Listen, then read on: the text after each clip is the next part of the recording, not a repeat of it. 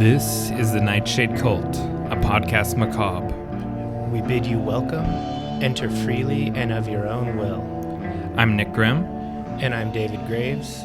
We will be your horror hosts for this dissection of Nick Grimm, David Graves, and the Nightshade Cult. Good evening. Well, welcome, initiate cultists and returning divers.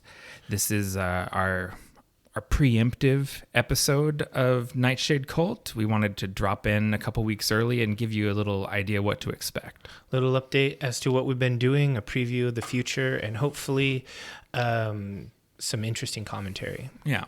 As some of you know, we have been podcasting for the last 3 years, or so. Yeah. And as we were discussing kind of putting that podcast to bed, but we still had the podcast bug, and Dave said, I think I could live, I looked up the text yesterday, I think I could live in the spooky niche for the rest of my life, or something to that effect. And so we reconceived a spooky podcast. Yeah, we wanted to talk about something, or we wanted to live in a niche that we could never get tired of. Mm-hmm. And so this is where we landed.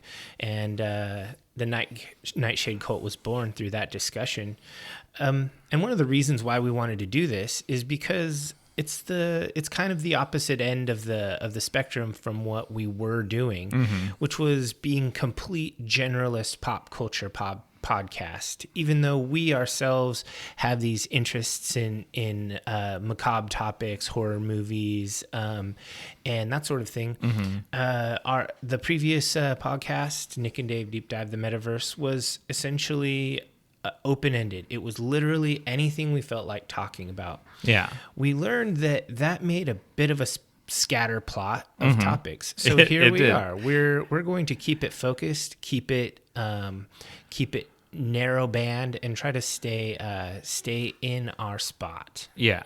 Which is still a lot. There's still a lot of wiggle room, stuff, I think, yeah. to spooky. That's pretty big. I searched our chat thread for the word spooky, and there is many texts with that word in it. Yeah, it's a reoccurring theme. We were pretty spooky teenagers. Oh, so, definitely. It's never really gone away. Mm-hmm. So here we are. We're doing a Secret Origins podcast where we're going to tell you about some of the stuff that we have planned, and we're going to do a back and forth question and answer, mm-hmm. kind of like our old episode 0, but fully on topic, yeah. And on theme. Yeah, exactly. I was curious, where does your spooky journey start, David? Where did you first we're become? Starting the questions now. I know, but this is not one of the official questions. This is a preamble question. You know, I was talking about that with my wife, and we were talking about how both of us have a similar story. When I was a child, mm-hmm. I always gravitated toward those types of things. When I watched Star Wars, Darth Vader was the one that fascinated me. When I watched He-Man as a child, I wanted to be Skeletor. Yeah.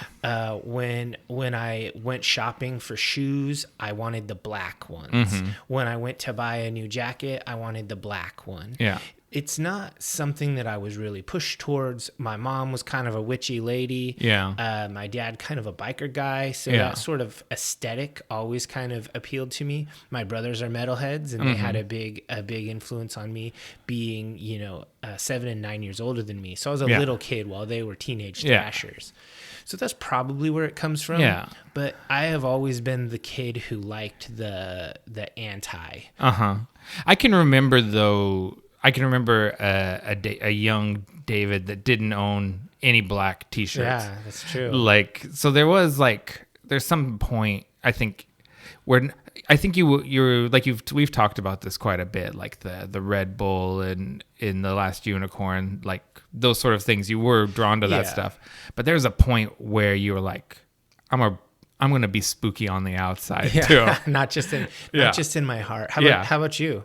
I assume it's probably somewhat similar. Except, you have a green lightsaber, if I recall correctly. Yeah, that's true. But I've always been a monster kid. Like that really is where my love of this stuff goes back to when I was very... You like monsters and I like evil. Yeah, when I was very young, my mom, who's actually technically my grandmother, so she's from 2 generations behind me, she says, I think you'd like this movie. And I think she showed me Wall's 1931 Frankenstein. Oh, nice. And I did like that movie. I liked it very much. And then I was like, I need to see all of these movies, and I need to go to the library and read every book on monsters. And like, I just went hard on it. Mm-hmm. Like I checked out all those. Any monster kid knows the Crestwood monster series. They're these little orange children's books about all of the different movie monsters. I checked them all out multiple times. The ones that my library didn't have, I'd order them, like for the more obscure monsters, like the Fly and stuff. And I was just obsessed, you know. And you know, Skeletor was a big one too. Just so cool looking. He rides a purple panther. Like, I just always was drawn to whatever the monster thing was. Yeah, I was never near as big of a monster fan as you, but I do remember in my school library, elementary school, there was a book in the nonfiction section about movie monsters, and I loved that book, and I went through and I read it. Every time the class had library time, I would go and read it. And the one that always was my favorite was The Creature from the Black Lagoon. Oh, so good. I just loved the imagery. It's just so cool. So eventually we'll get to that. I'm going to take you through the whole Universal monster cycle through the course of this podcast, and that is a really gorgeous movie. There's some incredible underwater photography in it. Yeah, it's been a long journey with basically just starting off as a weird kid. Mm-hmm. And as it turns out, now that we have the internet, there's a lot of former weird kids out there. Oh yeah. It's you do find out there's not as few of them. There was few in your little redneck school. But when you go out to the whole world, there's an awful lot of you weirdos. Yeah, and there's closet weirdos that are much better at masking than other kids are. And you find out later, it's like, wait, you were a weirdo? I thought you were a normie. And they're like, oh no, I just don't like getting beat up. And it's like, I never figured out how not to do that. I remember a weirdo conversation like that in school where I was talking about Dungeons and Dragons to a kid, and another kid came over and says, you play D&D? Have you ever played Rifts?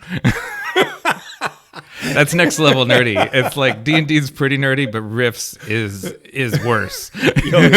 And it's amazing. Rifts is an amazing game. It's awesome.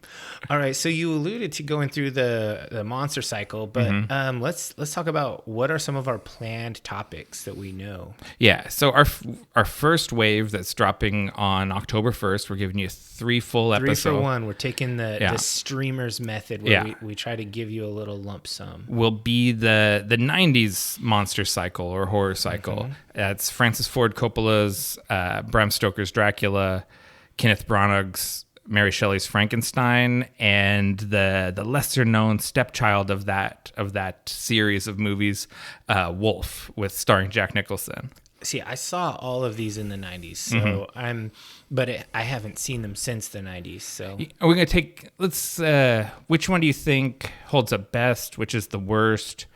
I don't know. Think? I just remember loving Bram Stoker's Dracula and thinking the other two were just pretty good, not as good. Yeah. Not like in my pantheon of great horror movies. My suspicion is Wolf is probably the best movie out of the 3, but Dracula's the most iconic. It's the I can picture so many scenes of that movie when I close my eyes.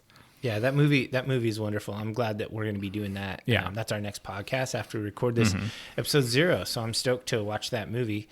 And then after that, do you have any ideas about future topics you'd like to do that you want to kind of tease out there? I think we've kind of discovered our bread and butter is the Gen X to elder millennial demographic. That's most of our listeners. Yeah. For sure. And so I want to hit on what I think are the big kind of spooky hallmarks of that generation, like say like The Craft. Oh yeah. And maybe Donnie Darko. Okay. But we want to also diversify a bit and not just be doing movies. So hopefully we get into some, classic goth music, like covering some, we talked about the Sisters of Mercy album Floodland, maybe doing a deep dive on that, or a dissection, I guess is our new terminology. Yeah, I'm all about doing some diverse topics, but we'll always come back to these movie topics that are full of spoilers, and you don't have to have seen the movie to enjoy the conversation. But if you did, it'll be even better. And then hopefully, if you haven't seen it and you listen to us talk about it for 90 minutes, maybe it makes you go out and grab that new 4K restoration Blu-ray of whatever the movie we're talking about. I've been gushing about the lighting, and Nick keeps talking about the cinematography, and you're like, well, I guess I'm going to watch it, and I'm going to look for the lighting and cinematography. Exactly. You're like, I didn't think about that before. Well, we've got episodes coming out on the 1st and 15th of every month, and so this is going to be a resumption of the schedule that we've been doing, and we've held true to it almost for 3 years. So I'm pretty confident in this. Yeah, we've been delayed a couple times, but we've never missed one. I don't think. Never missed a drop. I'll own some of the technological delays as my fault. And the weather got in the way. We got snowed out one time and couldn't get into the Vault of Darkness to record. And, yes. But I think we've been remarkably consistent for 3 years, and we'll continue that. I'm looking forward to it. So let's take a quick break, and no, let's not. Let's do our news segment, which we're calling Dark Tidings. Are we going to roll for initiative? Are we going to keep that tradition? Yeah, let's still roll to see who goes first. I got a 10. I got a 16. All right. So first up, I wanted to talk about Halloween Horror Nights at Universal Studios, because Evil Dead Rise is going to have an attraction there. Oh. So if you've never been to Hollywood Horror Nights, and I think you should, if you've never been to it, it's something I've gone to a few times. And it kind of popped up in my feed that there was going to be an Evil Dead attraction. So this is it is an elaborate haunting that takes place at Universal Studios, both in California and Orlando. And they're very well engineered and well designed professional horror haunts. Oh, sounds great. And they're themed on this year there's going to be one themed on Evil Dead Rise, one on The Last of Us, The Exorcist, Chucky, the Universal Monsters, Monstros, the Monsters of Latin America, and the Holidays in Hell, and there's a terror tram ride. And something that makes the Universal Horror Nights different than just going to Universal Studios on a regular time is you actually get to get off the tram and walk around through the back lot at night and kind of explore these movie sets. And there's stuff, I think, from the set from Jordan Peele's Nope is all left in as it was for that movie. And so especially for Hollywood Horror Nights, it's very creepy going around those sets at night. You can get real close to the Psycho house. The big crash plane from some Spielberg movie it's actually like a full-size jumbo jet. Yeah, I've seen that. It's really cool. So it's just a really cool opportunity to walk around Universal Studios at night. If you can afford it, I absolutely recommend getting the Fast Pass stuff, because the lines are atrocious. I remember waiting something like an hour, maybe 2 hours to go into the Aliens versus Predator haunt from a few years ago. And it's hard to be in a good mood once you've stood in line that long. So just, if you can pony up the extra dough for the Fast Pass, you'll thank yourself later. Yeah, skimp on eating out during the trip. Yeah, exactly. And then get the Fast Pass. Totally. What do you got? So there's a new game that just recently came out, and it's a video game. Okay. Or I shouldn't say it's not quite out yet as of this recording, but it will be out by the time the Cultists get this podcast. Okay, so what's that? It is called the Texas Chainsaw Massacre. Ooh. This is an interesting video game that is a newer style of gameplay that is gaining a lot of popularity called asymmetrical gameplay. And in this asymmetrical horror, their players come together. It's not like an RPG, like a long form game. This is an online game where you join in, you choose a character, think like Call of Duty or Fortnite or something like that. But you're put on a team. You're either on the attacking family, or you're on the attacking group or the defending group. Essentially, you've got the victims and you have the family. And so they all have different character classes and abilities and everything, where you can play characters like Ana Flores, Maria, a couple of new siblings, etc. And of course, in the attacking team, you're going to have Leatherface as one of the characters. And then so you're going to have all of these options, and there's three monsters and 4 survivors, and you're trying to get away. So like you might be chained up in a closet in a basement or something, and you have to get your way out and then get away before the other players hunt you down. This is interactive horror PvP gameplay. Okay, that sounds really interesting. I don't know. Really intense. It does. Like, I don't know if I would like doing this. I feel like I'd be bad at it. I played a game like this. I can't even remember the name of it, but it was a fantasy style game where people would play an adventuring party, and then someone else would play like a really powerful monster. Yeah, and they would like try to kill the monster, and the monster would come. You know, so it was like a 4-on-1 game. Okay, and so that's asymmetrical action. And, and I've seen other games with similar ideas. I'm pretty excited to give this a try. This is it's out on all platforms, all major platforms, and it's cross-platform compatible. So that's really cool. I'm looking at picking this up on probably on PS5. Give it a shot. See if I can be Leatherface and kill some people. You know, since it's not a shooter, it's a slasher by its nature. Maybe I would be better at this. I'm not. You know, you play Fortnite or PUBG or one of those games with those kids and those middle schoolers just headshot you from a mile away. Yeah, for sure. Yeah, but if you have to get up within chainsaw range, I feel like I've got a better shot at it. And I feel like this sort of game is a fairly niche audience. It's going to be a lot more what they call boomer gamers, which boomer gamers is anyone over 30. That's funny. All right, so what else you got? I've got 2, so I'm only going to pick one of them. One's a music and one's a comics. Go ahead. Well, you know, since you went first, you can do all 3, and then that'll make us a nice little sandwich. Okay.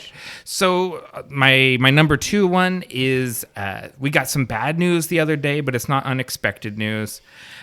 Peter Murphy bowed out of the Celebrating David Bowie tour due to health issues. I am so glad I got to see him sing in Portland. I'm glad you did too. Yeah. And you guys were sick, so we got your excellent seats. My seats were way worse than yours. Yeah. I luckily I have seen Bauhaus a couple times, so it wasn't like I've never got to see them. Yeah. But I was viewing this as a bit of a makeup that I was going to get. I was going to get to go see Peter Murphy performing these David Bowie songs. But then the tour was postponed because he had to have an emergency surgery, and then they just announced yesterday that he's had to drop out of the tour. So the tour is continuing without him, and it's going to have all of the other people like Space Hogs, Royden Langdon, Adrian Belew of, played with David Bowie and King Crimson, Scroat, who played with Sting and Todd Rundgren, and Eric Schimmerhorn, who played with Bowie and Iggy Pop, and a lot of other people. I have tickets. I'm on the fence about whether I'll refund them or not. Peter Murphy. I'll probably still go because it's probably still going to be a great time. But I'm bummed out that he's not going to be the holographic David Bowie. That'd be really, really bad taste. Very Vegas. Yeah. If they did that, I don't think the estate would let that happen. It's not very classy. Yeah. But anyways, the Tacoma date is October 10th and Portland's October 11th. Okay. And if you go, come and give me a high five at the Portland one. Awesome. So I got one that's kind of a hybrid. So there is a cool podcast that was made, or it inspired an RPG to be made of the subject matter. Interesting. It's called Old Gods of Appalachia. And I pronounce it that way because I was in the army with a guy from Appalachia, and that's how he said it. Even though I hear everybody call it Appalachian Mountains, he always said it with an ass. So there you go, Appalachia. Yeah. Anyway, I'm just gonna read you their little teaser quote thing. It says, "In the mountains of central Appalachia, blood runs as deep as these hollers and just as dark. Since before our kind wandered into these hills, hearts of unknowable hunger and madness have slumbered beneath them." So this is a RPG based on a super popular fiction podcast. So if you're not a gamer, which I debated whether gaming content was in our niche, and I think it is. Lots of nerds out there. Lots of spooky kids are also nerds. And this sounds like a spooky gas game. Yeah, and if you're not a gamer, go check out Old Gods of Appalachia podcast because it's spooky fiction story time. And that's a spooky part of the country. Yeah, and this is cosmic horror with a personal, atmospheric, and kind of an internal, intimate vibe. Where this is being it's made for a system called the Cypher system, which is kind of a universal RPG system that's really player centric. The the storyteller doesn't roll dice against you. You just roll against difficulties and things with your various abilities. It's a pretty good system. I actually have it. We played a game. We played a game. A superhero game? Yeah. And so it's a good system, and this game looks really cool. And it just came out. PDFs are all available. It's from Monty Cook Games. Monty Cook is an old school game designer who's really good. If you just Google Old Gods of Appalachia RPG, it'll come up. But buy it directly from Monty Cook if you really want the creator to get the most money out of it. And just you saying that name gives me the creeps, honestly. Like that is just such that eldritch horror and the hillbilly thing mixed together. That really creeps me out. Yeah, it's like hillbilly Cthulhu. Yeah, like, it's just like this darkness. There's some gnarly banjo playing. Oh yeah, very scary. That sounds like a very scary game. All right, my final one is Marvel solicited 2 werewolf comic books coming up, so I wanted to talk about these. Sounds good. There is a Werewolf by Night one shot. It ships September 13th, so 2 days ago when you're listening to this episode, and it is the brainchild of writer Derek Landy with artist Fran Galan, and it is a black and white with pops of orange. I think inspired by the Werewolf by Night short film that Michael Giacchino did for Disney Plus, which was also formatted that way, where it was a black and white movie, but the color red would be shown. Okay. Are you going to be picking this up? I might read it on Marvel Unlimited because I pay a monthly fee for that. So that's the same. Yeah, I pay for it. I'll definitely read it, and it's the old school Werewolf by Night, Jack Russell. It's not the newer version or the newer character that has that moniker that's from the 20s. Okay. And so it's old school. I always like the Werewolf by Night character. And then the other one is a Captain America and the Howling Commandos story, Cap Wolf and the Howling Commandos. So the first appearance of Cap Wolf goes back to the early 90s. It was part of Mark Gruenwald's really epic run on Captain America that ran probably for like 15 years, like in the 80s and 90s. And towards the end of it, they were just throwing stuff at the wall to see what sticks. And Captain America was a werewolf for a while. Okay. And that's become sort of a cult classic version of the character. And so this is shifting back to the first time he was a werewolf and putting that back into the World War II time period. So is this a new series or this just is a one-off? So this is a mini series written by Stephanie Phillips and illustrated by Carlos Magno. It's a 4-issue limited series set during World War II. So it's going to have Capwolf with Nick Fury and the Howling Commandos fighting like supernatural Nazis. Dude, this sounds like something I really want. Yeah, it's going to be a lot of fun. I can tell this will be a lot of fun. Physical media. So where do you get that? Marvel Unlimited? Marvel Unlimited, or you could get it like probably from Comixology. Just buy the set once all 4 issues are out. And those aren't very expensive. No, I tend to like a la carte purchases more than subscription model if it's possible. Yeah, and then I mean I maybe shouldn't tell people this, but if you hold out on Comixology, a lot of stuff ends up becoming free with Prime at some point. Yeah. So if you can be patient about this and just want this 4-issue series when it comes out, like you pay for your Amazon, eventually this is the sort of thing they're just going to give you. Yeah. But it's going to be, like a year later. Something like that. You'll have to wait a little while. Interesting. All right, so that's the end of our Dark Tidings. So let's go ahead and take a break now for real. Come back and get into these questions.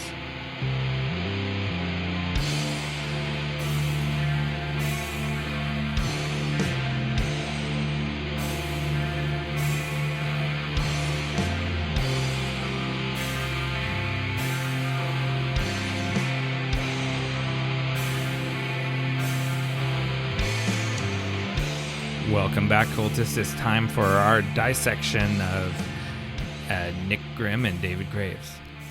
So I've got some questions here for you, and some of them are this or that. Some of them are maybe 3 options, and there's a couple open-ended that we might save for the end. But I'm going to start off with the big one, the one that I mostly know the answer to, but I want you to tell me why, is vampire or werewolf. This is the Star Wars or Star Trek of our genre. Yeah. And see, I had 3 that we've already kind of gone over in the past, and I wasn't sure if we would revisit them or not. And this was the first one. Yeah. And this is too big not to say. Yeah. And I'm team werewolf. Okay. And why is that? I don't know. It just resonates with me. Like, everything about werewolves resonates with me. Okay. Right? I mean, from very early on, as I did my original run through of the Universal Horror Cycle, the Wolfman was one of my favorites. When you played Skyrim, did you join the werewolf I pack? did, yeah, right away. Yeah, I did that right away. And then, like when we were teenagers and we did the World of Darkness role-playing games, I always preferred werewolf to vampire. Yeah, I love Werewolf. The Apocalypse is a great game. Yeah, I don't know. It's hard to explain. It's just in your spirit. I just connect to the themes of werewolves more than I do to vampires. Being a vampire feels miserable.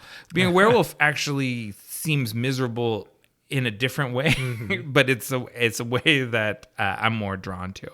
It's my particular sort of depression is more the sort of like what's the thing they say about the in the new Werewolf the Apocalypse, where you've already lost the war, the apocalypse has happened. Yeah, you live in it now. And you live in it now, and you just have to soldier on, doing what you can to save the wild or whatever. That's the sort of apocalypse I relate to, I guess. Yeah, I like that stuff too, but as you know, you're a team vampire. I'm team vampire, and I was trying to examine, because all of these, I want to know the why, so I had to think of my own why. You're very drawn to like themes of immortality. That comes up a lot. The Highlander. I was looking at some of my old stuff, like, because when I was a little kid, I was a D&D just fiend because my older brothers played it. Yeah.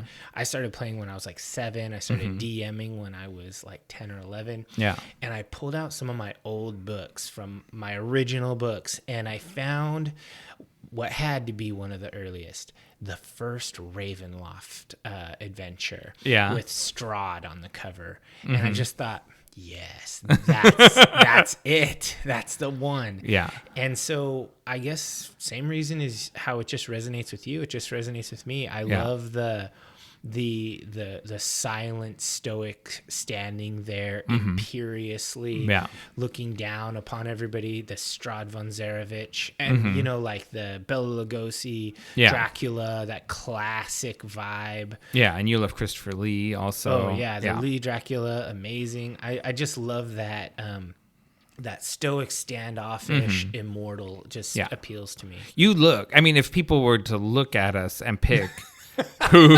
you're furry and I'm slicked back. Yeah, like who's the vampire and who's the werewolf? It is obvious on its face. Like there's no mystery. There's not a curveball coming. Anyone could guess it. Yeah, it's pretty much 10 out of 10 on that one. Yeah. Little kids call me vampire. Like my little 3-year-old godson. And I'm not a vampire hater by any means. I like vampires and like vampire movies. I'm more team werewolf. Yeah, for sure. So go ahead. What's your first question?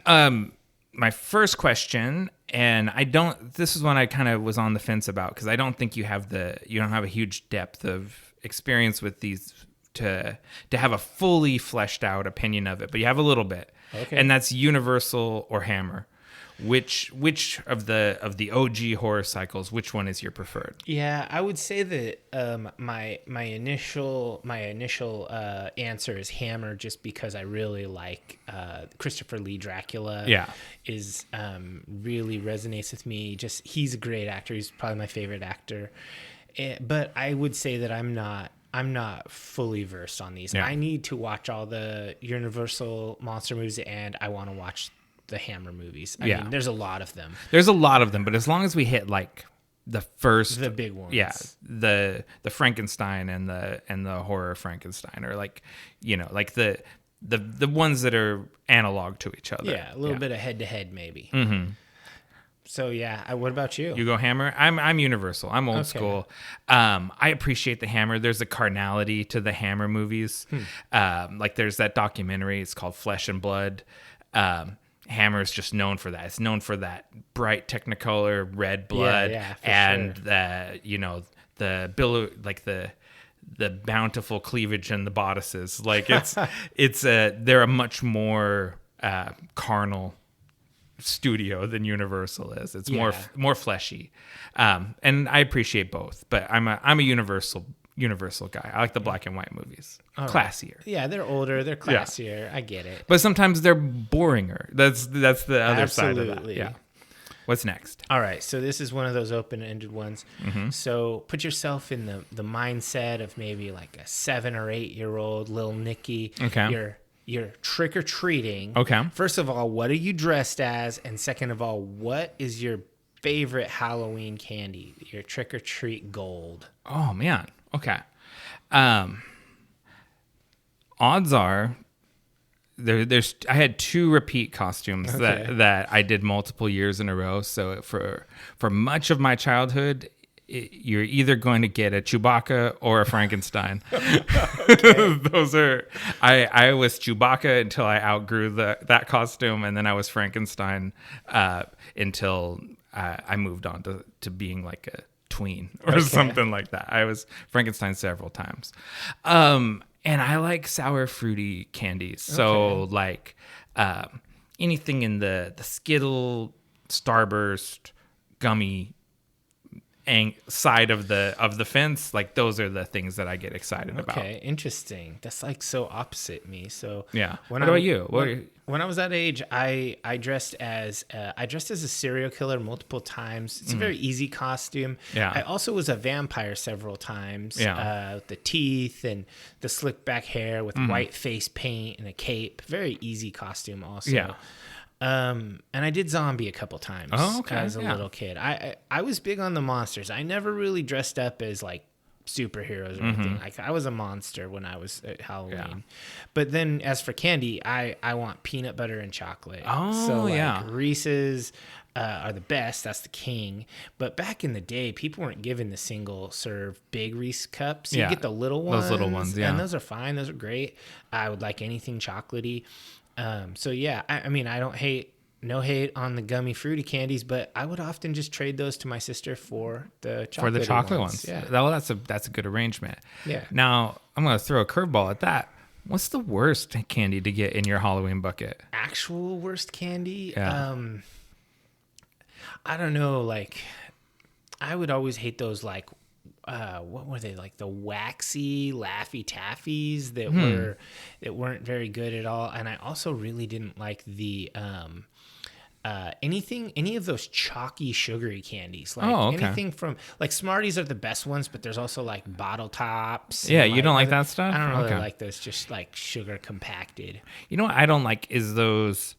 They're like a little cube, and they're white with like. That's a sugar cube, Nick. No, it's not a sugar cube. It's a soft cube, and it's white, and it's got little things in it, like a red thing and an orange thing, like little nuggets. I don't think I've had that before. And yeah, they're awful. I would just always really hate to get one of those. Like I would kind of ration out my candy over the course of like an entire year. Like there would still be dregs in my pumpkin by the time we're getting towards October, and they would be almost entirely those white cube things. Oh, gross. Like I'd just be like, you eat those out of desperation. Yeah, whenever I would get chiclets in my Halloween bags at times, I would give those away. Yeah, chiclets are not. I don't really want that. Yeah, that's you buy those from like little children in Tijuana out of pity.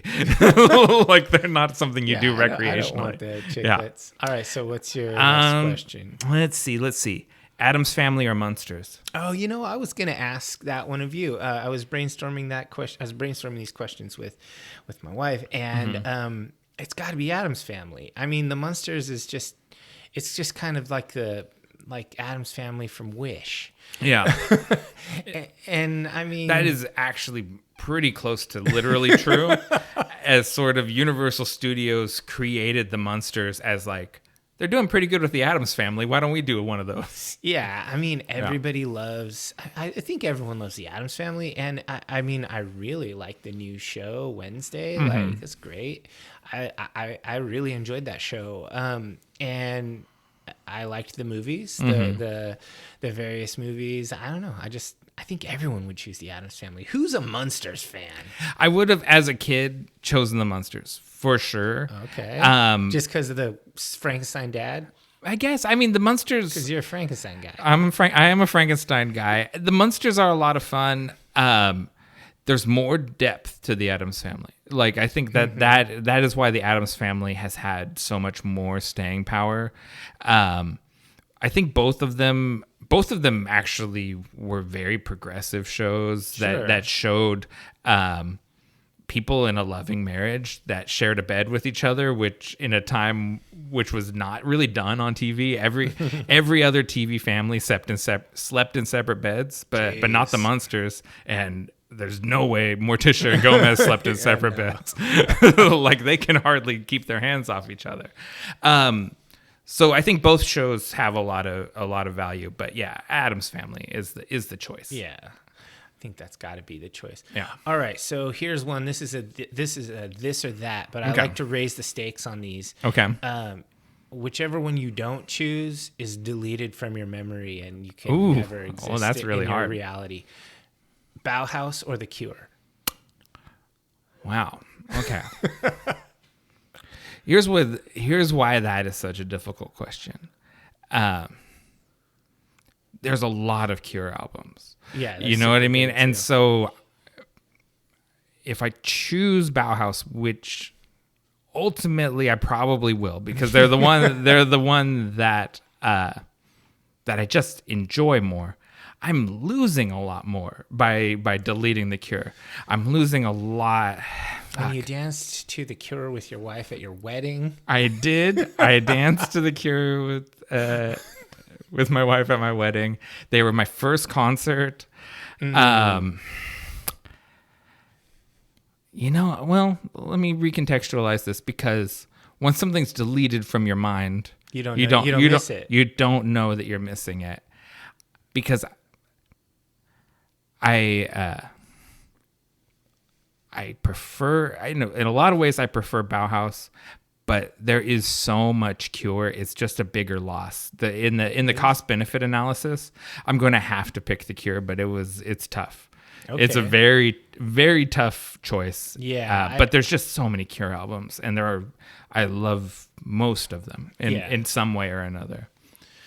What about you? I mean, I thought about it, and I've been a Cure fan for longer than I've been a Bauhaus fan. Mm-hmm. We used to cover a Cure song in one of our old bands. And so I got to say the Cure, not that I don't love Bauhaus, but I just think like A Forest is a song I don't want to not have. That's one of my favorite songs. That's the thing. It's like, I can't not have that song. There's fewer Bauhaus albums, less diversity in them. And it's that's a tough choice, but it is the Cure wins. Yeah, it just by an edge. Ooh. We have no goth cred right now. I didn't like that at all. All right, go ahead. Yeah, let's see. Let's pick somewhere from my list. Let's take it back to literature. Bram Stoker or Mary Shelley? Oh man, how can you make me pay? I played in a band. Our intro song is by the band Mary Shelley. Yeah, that I wrote. But you're the vampire guy. Yeah, I'm the vampire guy. I've read Mary Shelley's Frankenstein, and I've read Bram Stoker's Dracula, the original and abridged. And Mary Shelley's is the better book. Yeah. I think anyone that's read them both would have to agree. Like, you confront and like vampires more than werewolves, but Mary Shelley's a better author than Bram Stoker. Yeah. I feel like she should be there with like Bronte and like the non-horror gothic authors. Yeah. Horror always gets put into a ghetto, Yeah, there's a lot of disdain for anything that's like science fiction, fantasy, horror. Yeah. And she's arguably, a lot of people make the point that she's the first writer of science fiction. Yeah. I think that's the right choice. I think Dracula is a more interesting book. I like Dracula better than Frankenstein, but I think that Mary Shelley's book is better written. Yeah.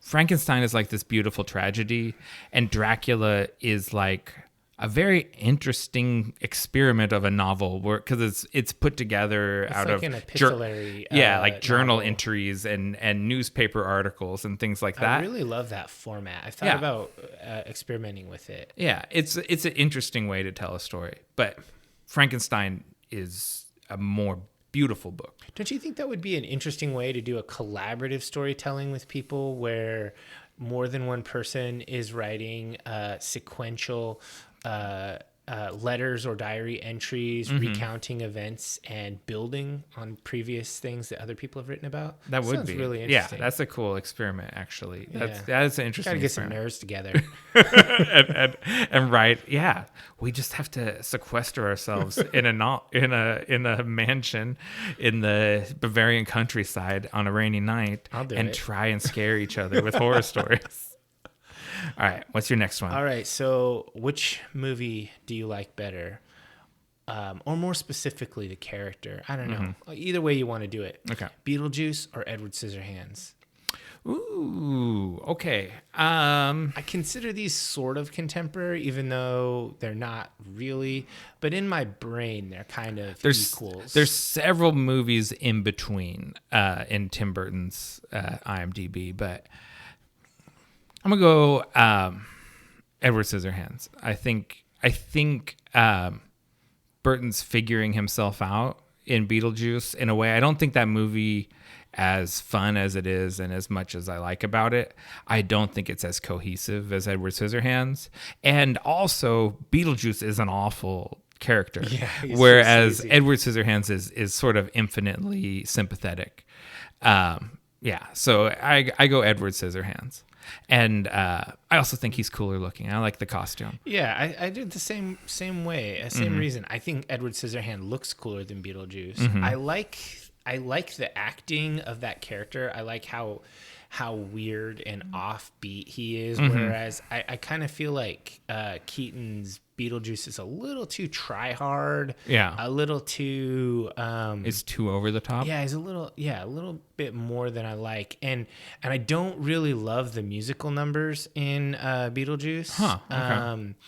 And so I go with Edward Scissorhands. I think that Tim Burton made a lot of good movies, but and this is one of his better ones. Yeah, I think Edward Scissorhands is in his imperial phase is one of the high We're points. gonna have to do some Tim Burton in this podcast. Yeah, I think we're gonna end up haggling over which ones we include and which ones we don't. I've seen your list and it's not the same as mine. And then all the nerds will ask us why we didn't include their favorite movie. Yeah, here's the thing, cultists. If you're listening to this, if you add us on Twitter or Instagram, if you tell us, we're a lot more likely to go with what you suggest than if we're left to think of it on our own. Yeah, that's true.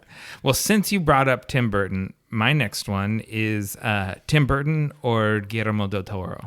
Oh, wow. Okay, interesting. Gosh.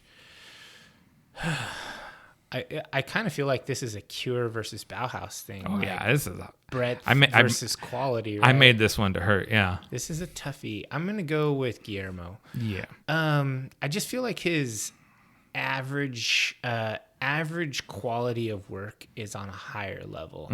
I feel like Guillermo del Toro is certainly a master of movie making, and when he intends to do something, it never feels like he misses the mark. Yeah.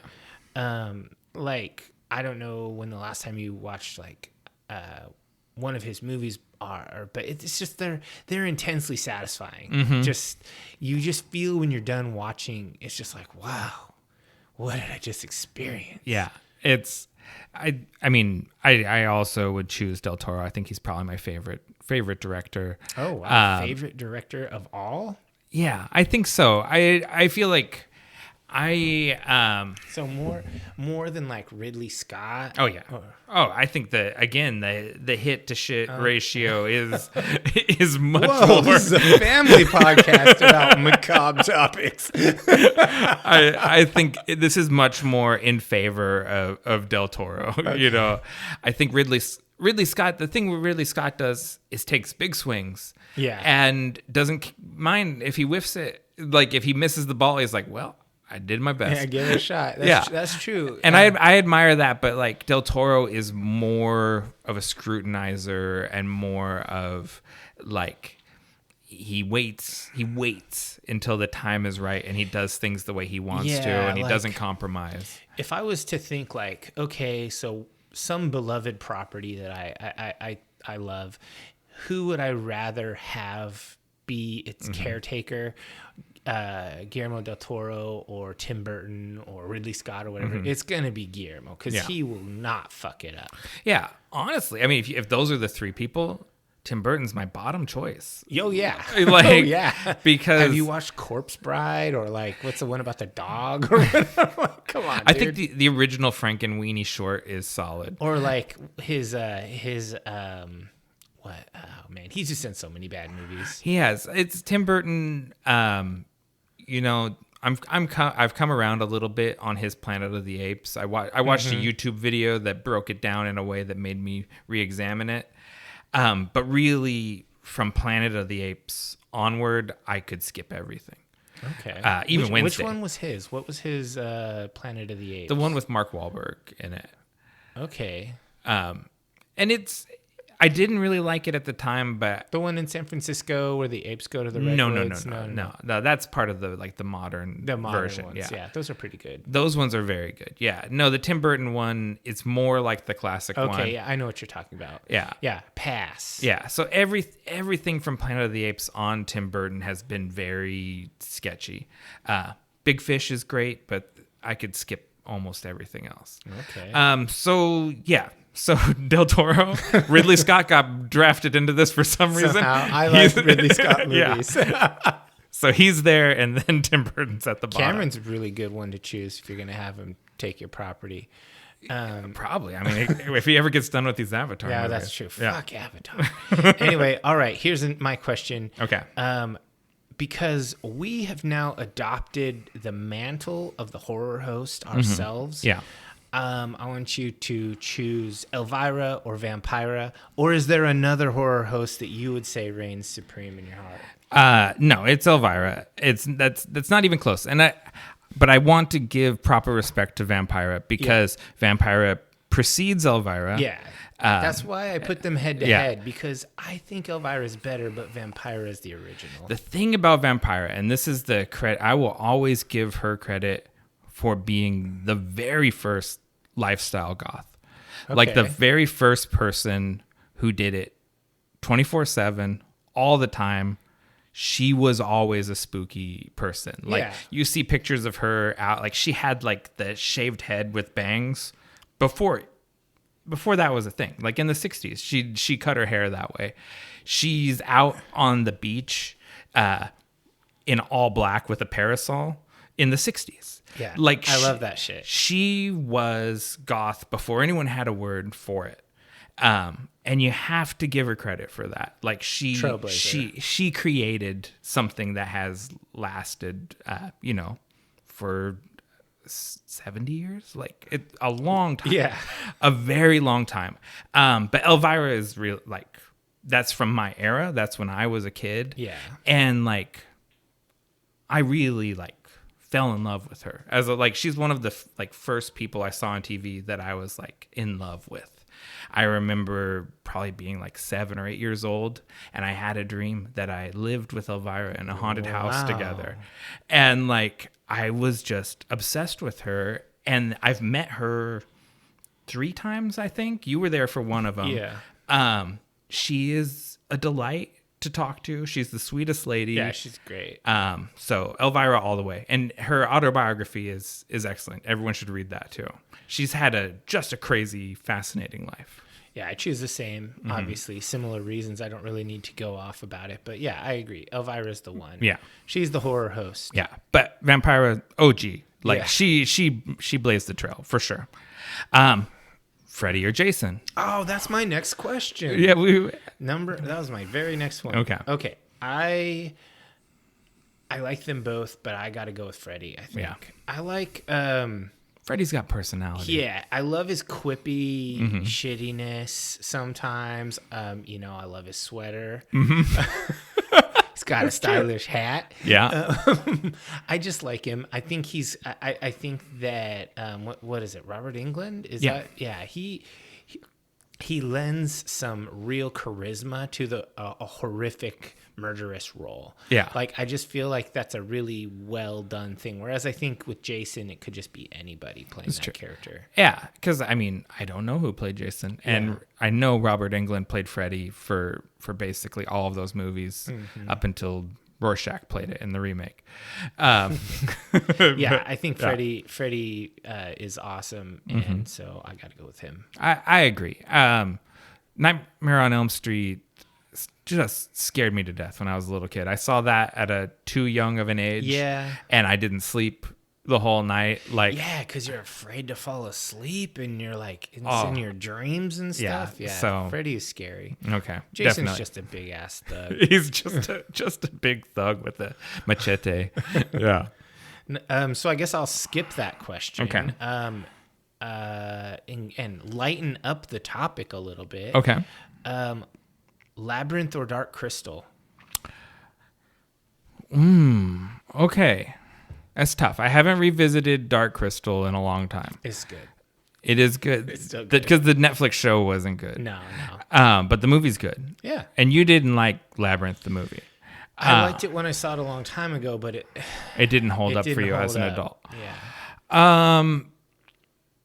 And they're both Jim Henson. I'm gonna just. I love the little goblins in Labyrinth. They're so good. Yeah. I love David Bowie. Yeah, that's true. But the Dark Crystal made a bigger impact on me by far. Nothing beats a Skeksis. I know. Yes. They do Yeah. Yeah. It's awesome. Yeah, the Dark Crystal made a huge impression on me where I didn't even see Labyrinth till I was like a teenager. Yeah. So I'll go Dark Crystal. You tell me it's better than the Netflix show because that has me second guessing myself. Yeah, and I had, this is one of the ones that I had on videotape as a kid.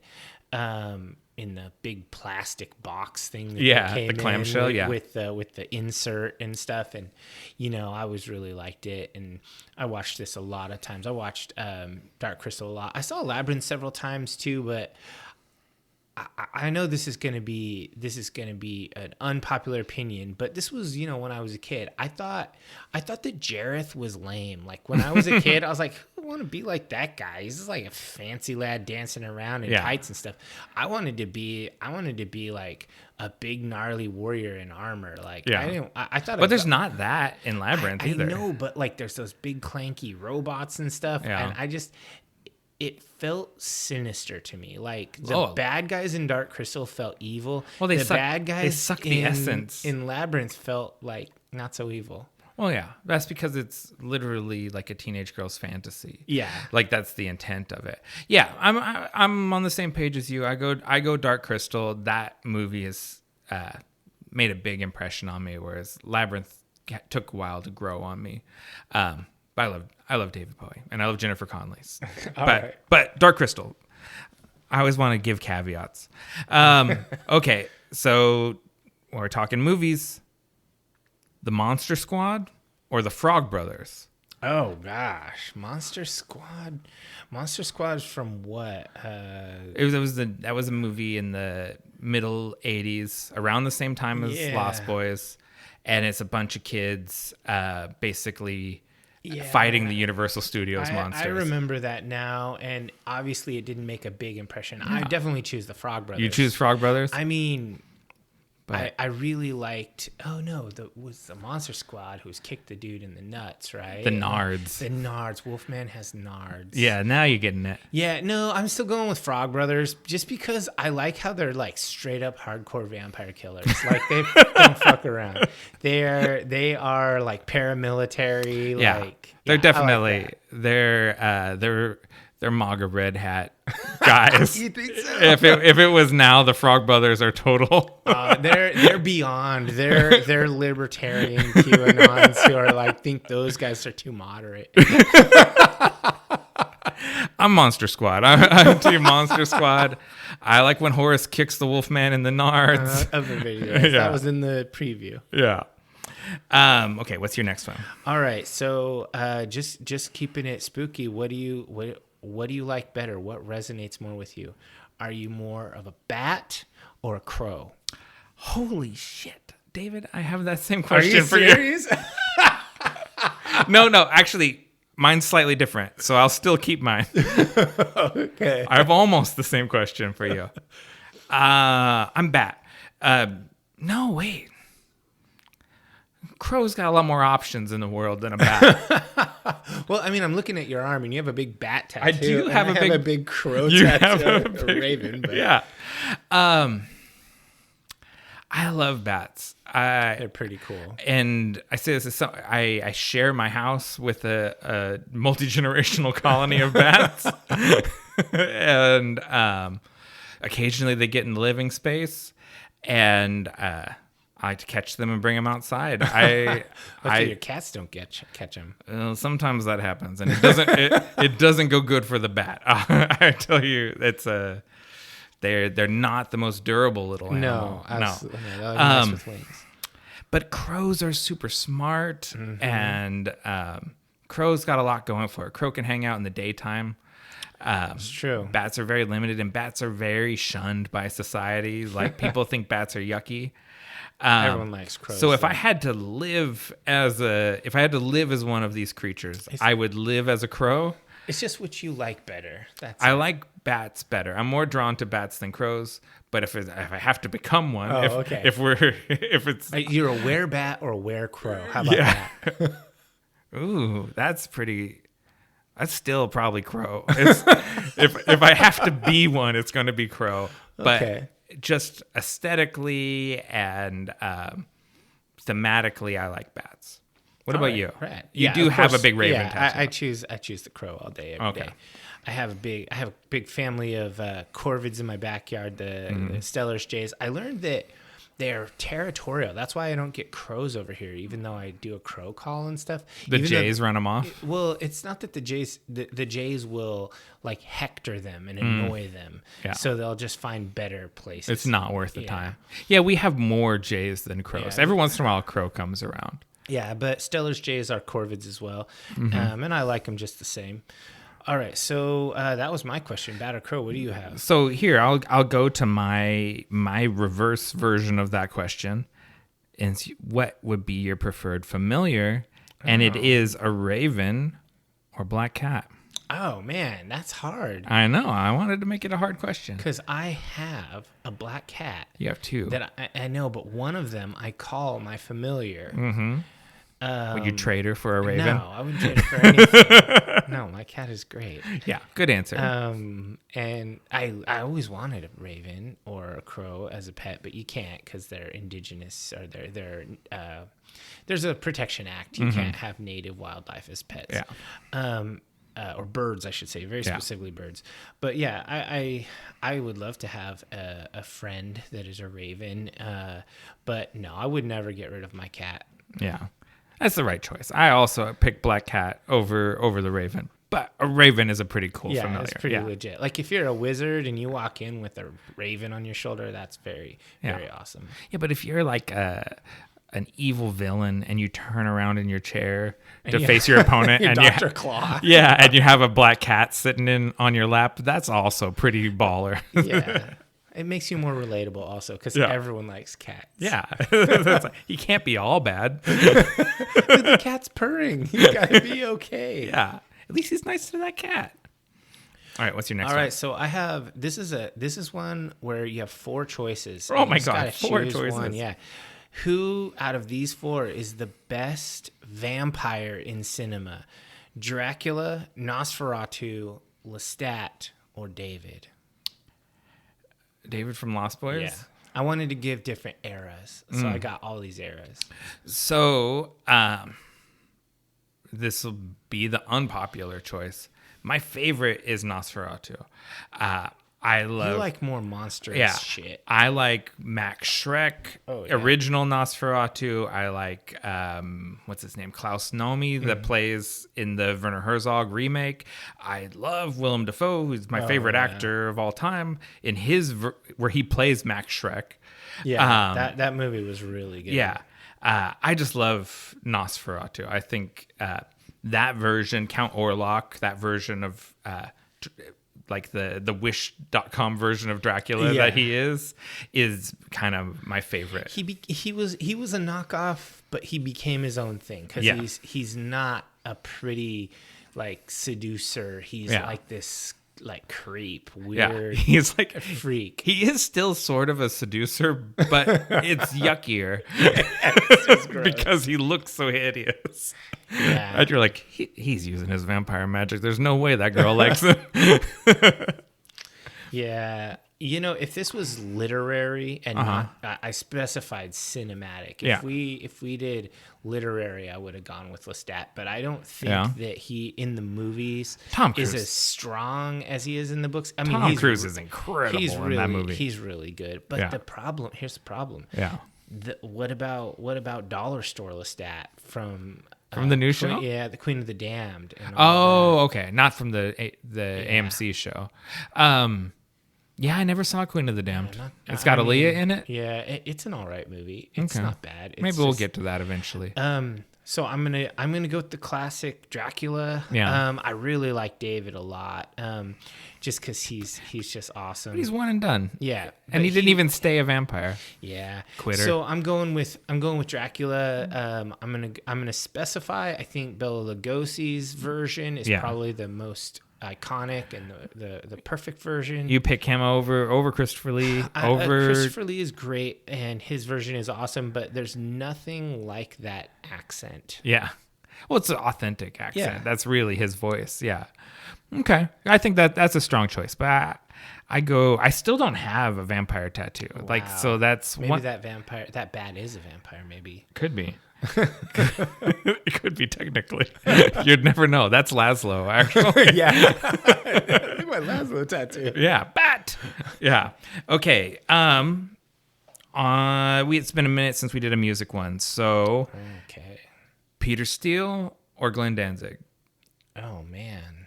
That's tough. And the thing is you asked me a Danzig versus someone else question on episode 0. I did, on the old podcast, and I had a hard time too because I really like Danzig's music a lot, but he's kind of a pretentious rock star of a prick. I know, but now you got 2 pricks. Yeah, now you got 2 pricks.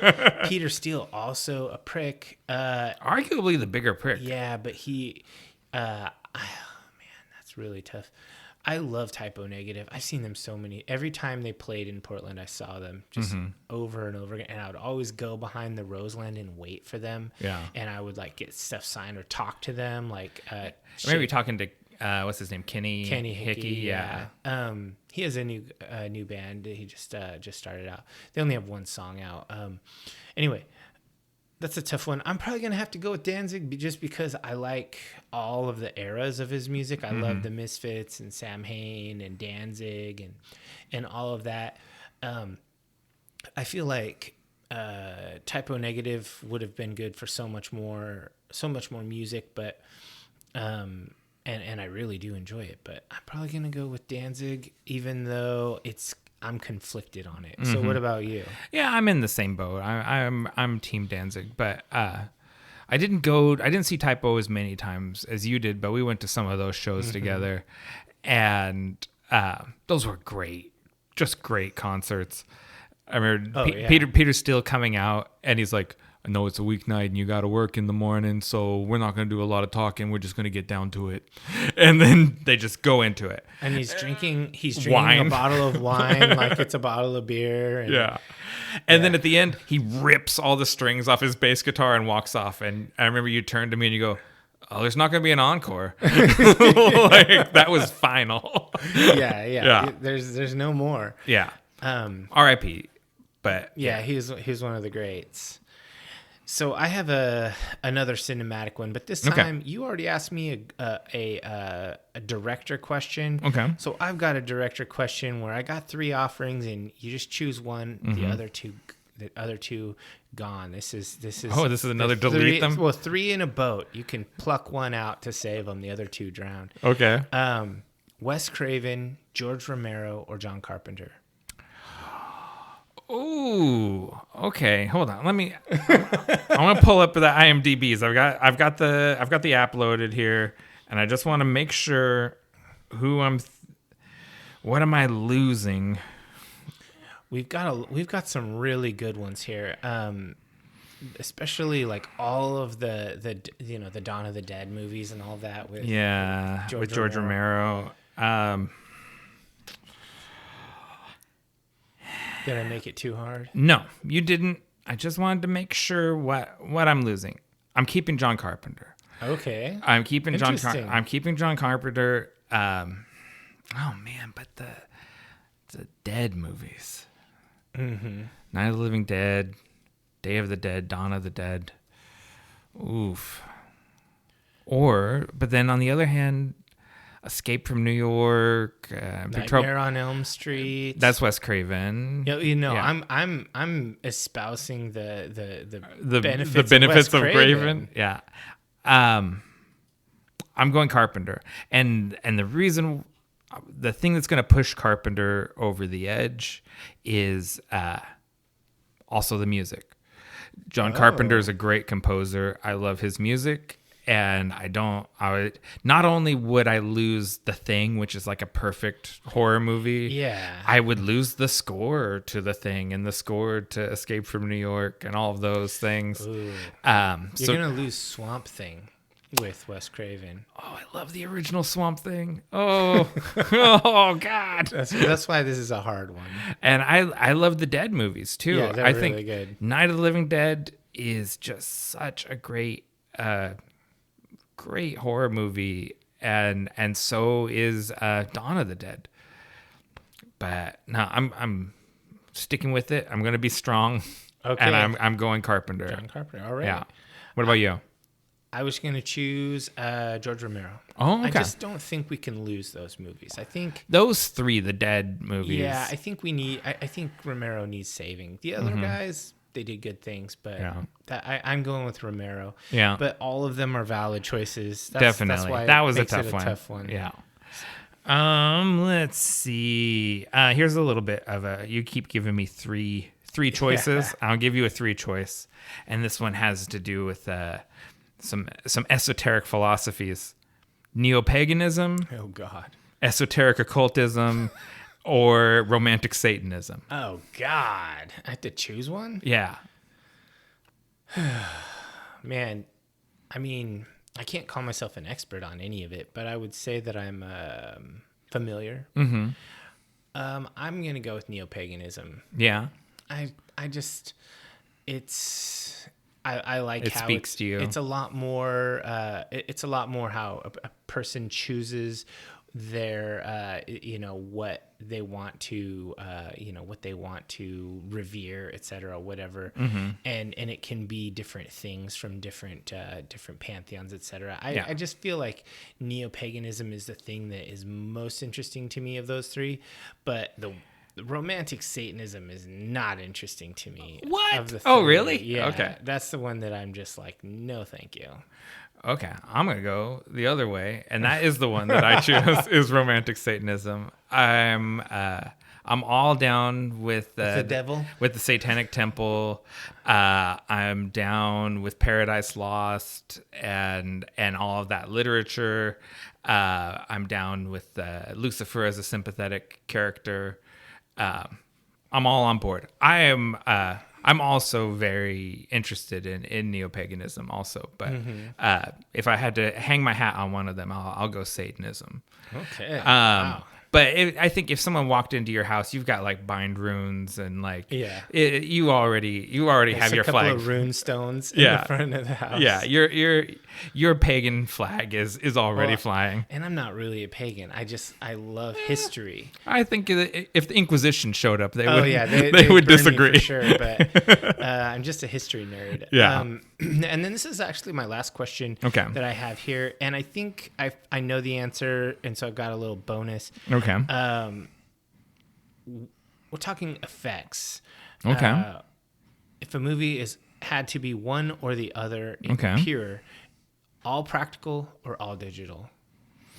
Okay. With the limitations of each. Which do you go with? Because hybrid is probably the best. It is. And, I'm going to ask one clarifying question, and that is, does the animation fit into this in any way? Animation? Yeah. Do you consider cell shit? modern animation tends to be at least computer, even if it's hand-drawn animation, it's done on a computer.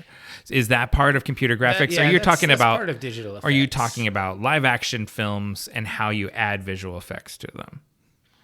Oh man, I hadn't even thought of that far. Okay. I was mostly just thinking, are we looking at prosthetics and things, or and physical monsters, or digital monsters and green screens, that kind of thing? Practical effects all the way.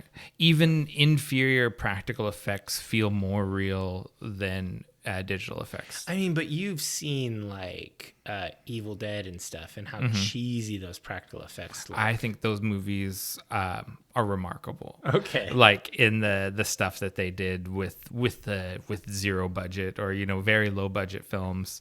I think that those movies are more fun and easier to watch than an early 2000s bad CGI movie. Oh, that's true. And so here's the add-on. Okay. I knew you'd choose physical. Okay. So do you go with Rick Baker or Rob Bottin for physical effects? Rob Bottin did The Thing, Total Recall, RoboCop.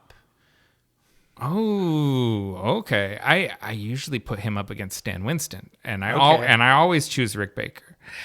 But you've thrown a curveball because those are some of the best. Like RoboCop. I looked for the best physical effects people in the world to figure out who would be the hardest. Yeah. And when I thought Rick Baker and Rob Bottin were the two hardest to choose between. Because it's just their work is great. Yeah. I do go Rick Baker. It's just too. I think everyone does. He has like 7 Academy Awards. Yeah. So, I mean, and no one like, goddamn, Gorilla's in the Mist. We talk about his Academy Awards. You can't tell his gorillas from the real gorillas. Like, they're incredible. Like, he is incredible. But goddamn, I love RoboCop. That's one of my favorites. And Total Recall is great. Yeah. Oh man, get your ass to Mars. That's a tough one. That's such a great one. Okay. I basically mirror your answers on those. So. Okay. We've run through most of mine. Do you want? I've got a nerd one and a literary one, which is. Oh, let me change that. I've got a gaming one and I've got another literary one. Let's go with gaming one. Gaming one. World of Darkness, or you mentioned it earlier, Ravenloft.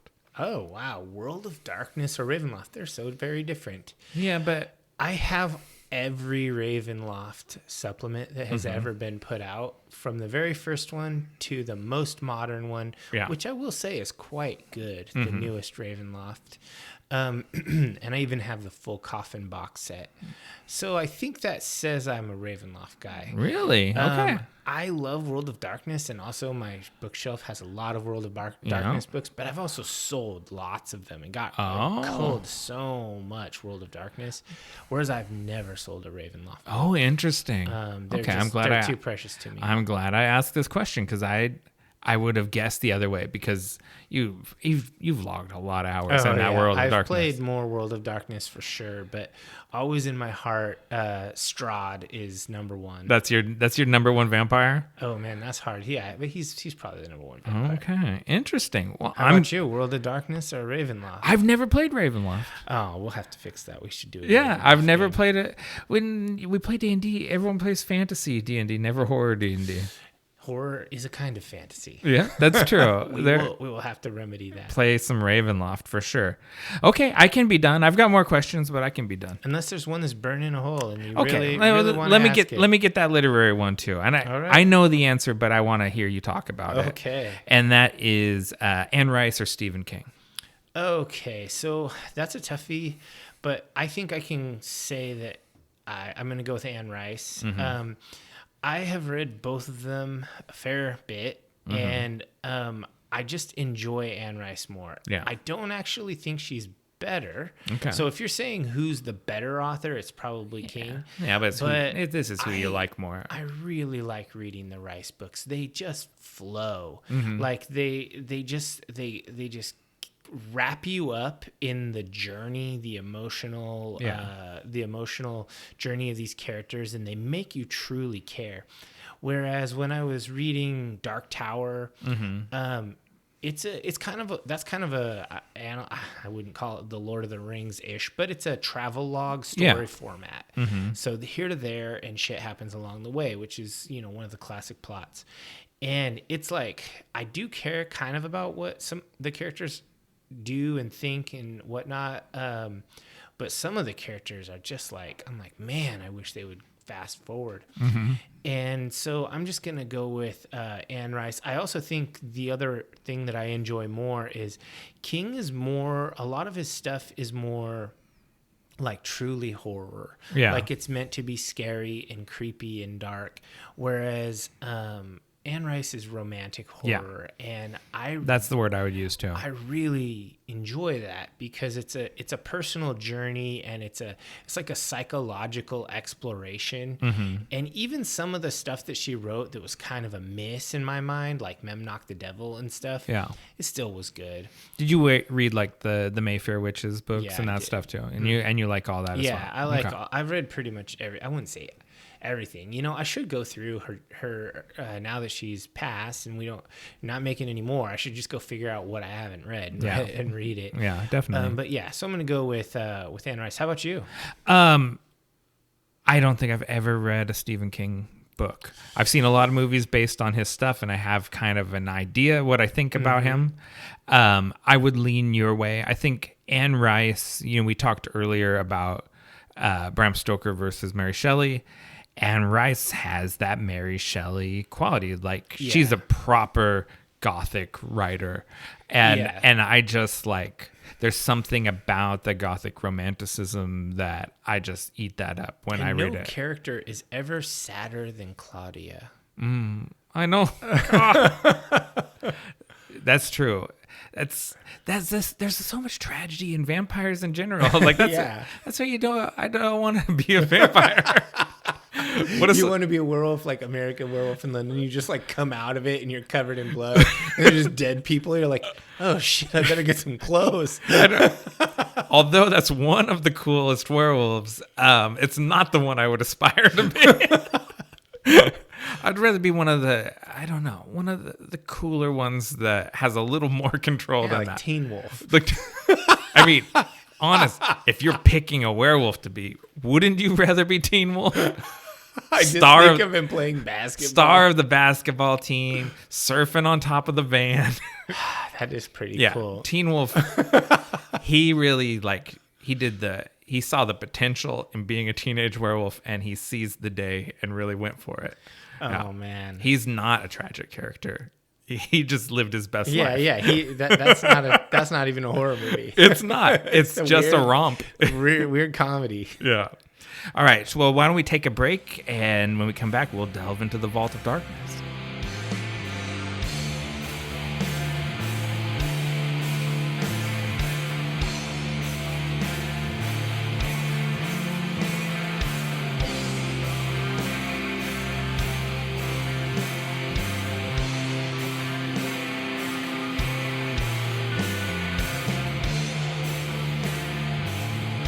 Before we delve into the Vault of Darkness, we ask that all initiates of the cult follow us on your favorite social media platforms at Nightshade Cult.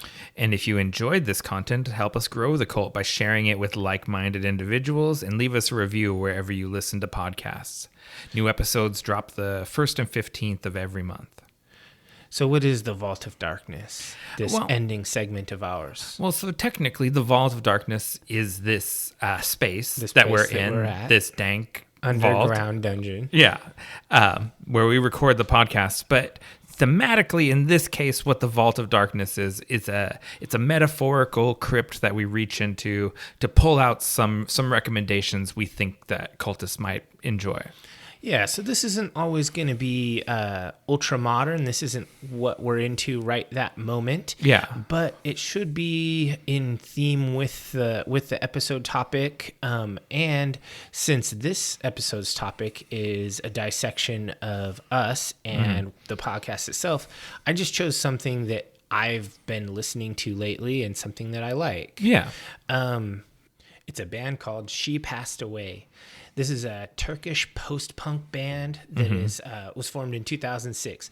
So they call themselves post-punk, but when I first heard these guys, it was from a playlist from YouTube Music that was built off the seeds of The Cure and Bauhaus and Sisters of Mercy and Susie and the Banshees. Yeah, they've got that old school goth death rock vibe.